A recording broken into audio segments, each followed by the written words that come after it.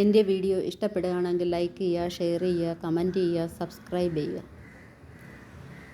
America, Israel എന്നീ രാജ്യങ്ങൾ ഇറാനെ ആക്രമിച്ചിട്ട് 3 ആഴ്ച കടന്നിരിക്കുന്നു.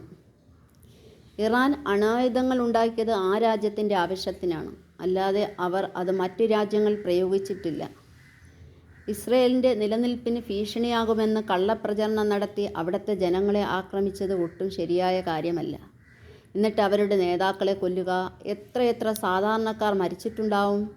അവർ വർഷങ്ങൾ കൊണ്ട് പടുത്തുയർത്തിയ വീടുകൾ നശിച്ചിട്ടുണ്ടാവും. ഇറാൻ അറേബ്യൻ രാജ്യങ്ങളെ ആക്രമിക്കുന്നത് US സൈനിക താവളങ്ങൾ ഉള്ളതുകൊണ്ടാണ്.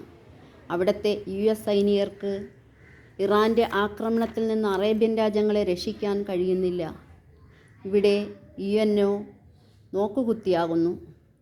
ഈ ലോകത്തുള്ള മനുഷ്യർ ഒന്നാണെന്ന് ചിന്തിക്കാനുള്ള ശേഷി മനുഷ്യർക്ക് നഷ്ടപ്പെട്ടുകൊണ്ടിരിക്കുന്നു. ഈ യുദ്ധത്തിൽ കൂടുതൽ രാജ്യങ്ങൾ ഇറാനെതിരെ അണിനിരക്കാതെ യുദ്ധം എത്രയും പെട്ടെന്ന് അവസാനിക്കണമെന്നും മനുഷ്യന് നല്ല ചിന്തകൾ ഉണ്ടായി ലോകസമാധാനം പുലരട്ടെയെന്ന് ദൈവത്തിനോട് പ്രാർത്ഥിച്ചുകൊണ്ട് ഞാൻ എൻ്റെ വീഡിയോ നിർത്തുന്നു.